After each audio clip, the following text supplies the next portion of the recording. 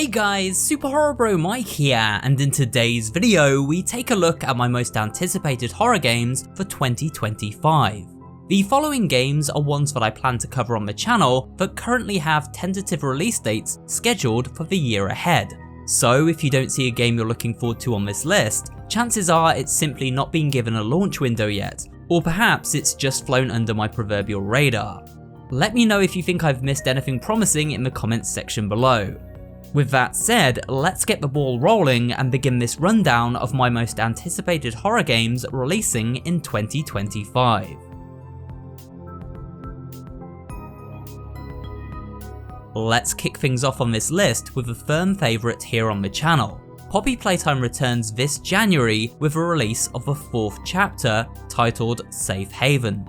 Events continue from where Chapter 3 left off, as our protagonist finds themselves trapped in the depths of a Playtime factory, now with several new monstrous mascots stalking them in the shadows of what seems to be a prison-esque environment.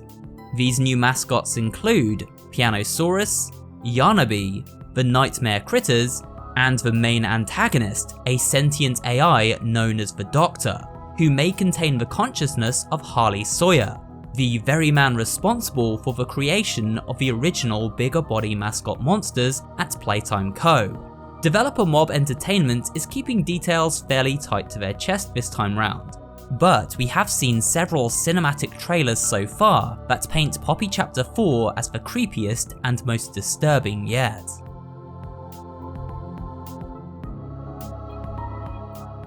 There's always something a little bit creepy and unnatural about claymation. The Midnight Walk harnesses the uncanny movement and visuals found within this medium of animation to paint its players a masterfully unsettling horror canvas. In the Midnight Walk, we play the role of a character known as the Burnt One, and befriend a lost lantern called Potboy.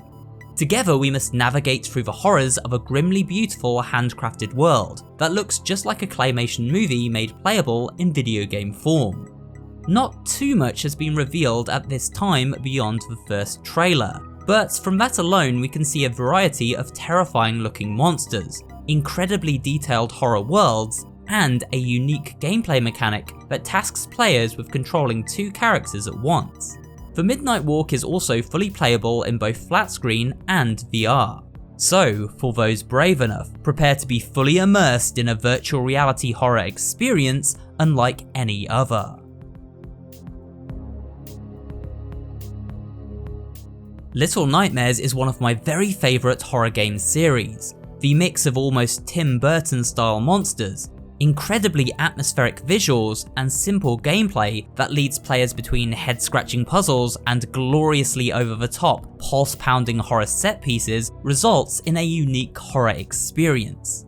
All of this is wrapped up in a cryptic narrative that prefers to show not tell, and often leaves interpretation up to the player's imagination. Little Nightmares 3 introduces fans to 2 new playable characters named Low and Alone, the latest children who must navigate the dangers of the Nowhere and a realm within known as the Spiral. This time, under the direction of new developer Supermassive Games, Little Nightmares 3 boasts new locations, monsters, and for the first time, a full start-to-finish co-op experience. I really can't wait to dive back into this chilling universe when Little Nightmares 3 launches later in 2025.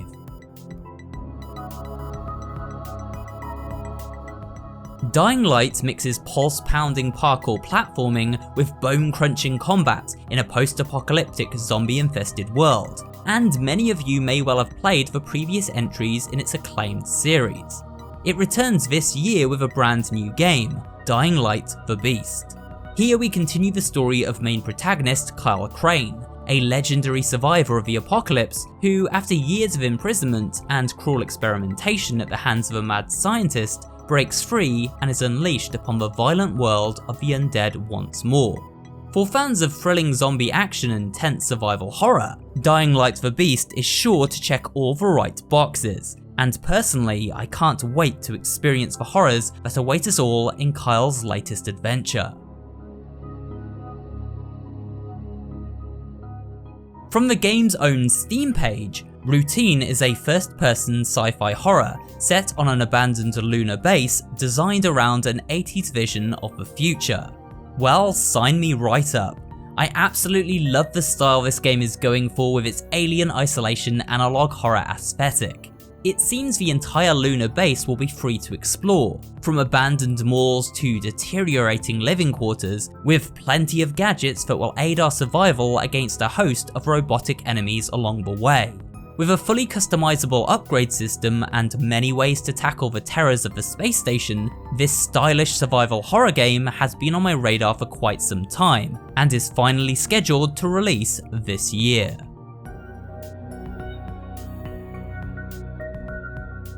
"2025 seems to be a big year for fans of Bendy. As you probably know, I'm one such person, so the idea of two major Bendy games launching this year has me pretty darn excited. The first is a retooling of a previously released survival horror spin-off, Boris and the Dark Survival, now renamed to Bendy Lone Wolf. This promises a full remake of the aforementioned game with new environments, monsters, boss encounters, puzzles, and even combat thrown into the mix. The second and more exciting project, at least for me personally, is something completely new. Originally set for 2024, Bendy the Cage is a more mature take on the Bendy formula, which is said to include darker themes, more gruesome enemy designs, and even a little bit of gore for all of you gorehounds out there.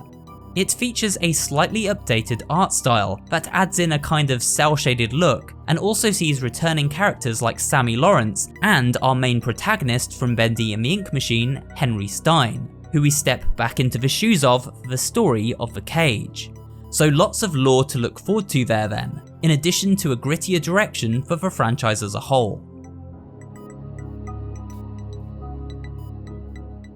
Okay, so I know it's not perhaps the most common opinion to be hyping up Garten of Banban as some kind of must-play horror game for the year ahead. But for me, there's something weirdly addictive to seeing where this crazy fever dream-like story and its bizarre cast of kindergarten characters take us next, under the direction of creators the Euphoric Brothers. While most of us are of course awaiting Bamban Chapter 8, the developers are also readying the previously missing Chapter 5, which seems to be some kind of mysterious prequel story that bridges the events of the current narrative told in the other chapters so far. On top of that, many talented indie developers from the fanbase are currently working on their own officially sanctioned fan games, which will launch under the Garten of Banban creator program.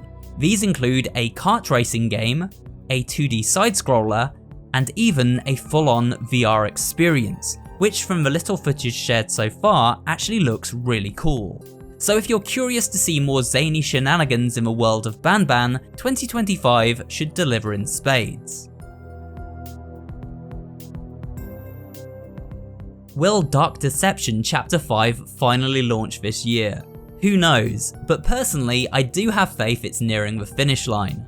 Originally scheduled for 2023 before slipping to 2024 and now into 2025, the team at Glowstick Entertainment have been hard at work crafting a fittingly epic conclusion to this sprawling Pac-Man style maze-based episodic horror series. Chapter 5 promises to be the most technically impressive, largest and most challenging chapter of the game so far, and should also wrap up the narrative as well as setting things up for a potential sequel down the road. We can look forward to new and returning monsters, a wealth of new locations, and even some new powers to aid our hapless hero Doug in his quest to thwart the demon Malak and escape the underworld. Very little gameplay has been shared so far, but I do expect we'll finally start to see more of Dark Deception Chapter 5 as the year continues, so stay tuned. And then of course there's the 2D arcade translation Super Dark Deception, which is due to see the release of new chapters this year as well, for those who prefer a more retro experience. Earlier in this video, we took a look at the latest Little Nightmares game, and I mentioned how it was being made under new developer Supermassive Games. Well, for fans of the original Little Nightmares developer Tarsier Studios, fret not, as we have a brand new horror title in a similar style to their previous work, releasing this year by the name of Reanimal. Now, Reanimal seems to be a slightly darker and more mature take on the Little Nightmares formula. Once again, we follow the story of two children trapped in a world of monstrous giants out to kill them. But this time, these giants are not only themed around human monsters, but also, as the title suggests, animal ones. The trailer showcases hideous pig, sheep, and spider-like creatures chasing our pint-sized duo through a haunting town set on a creepy island, where it seems one of our main goals will be to rescue other survivors and ferry them offshore to safety. Much like Little Nightmares 3, Reanimal aims to give players the freedom to play alone or with a co-op buddy, as they navigate the horrors of this reanimating island together. It looks very impressive, oozing the thick, oppressive atmosphere Tarsier has become famed for, as well as lots of hideous body horror transformations thrown in for good measure. You may remember that I played a demo for Don't Fret on the channel last October. It's a fairly unique mascot horror title with a cel-shaded art style, set inside a monster-infested music school known as Harmonic Heights.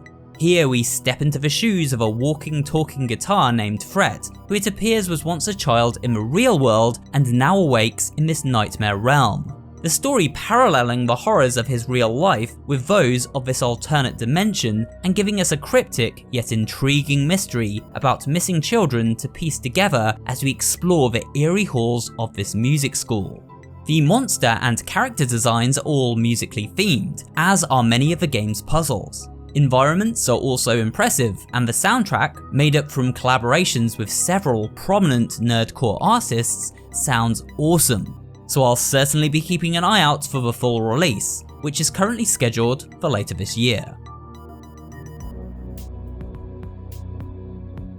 A new Five Nights at Freddy's is always exciting, especially when this new entry is from the now established Steelwolf Studios, who were responsible for two of my favourite FNAF entries, Help Wanted and the Security Breach DLC, Ruin, respectively.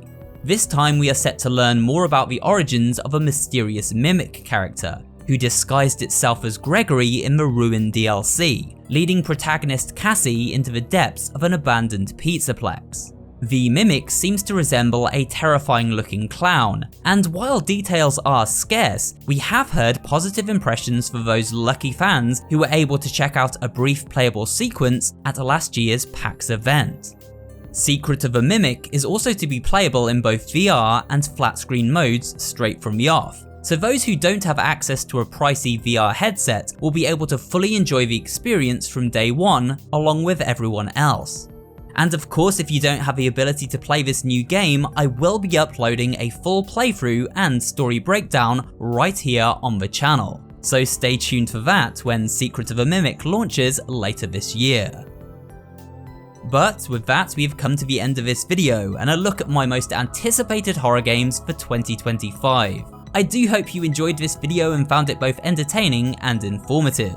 If you did, remember to leave a like, comment down below, and of course subscribe for more horror related content. Thanks for watching, and I will see you in the next video.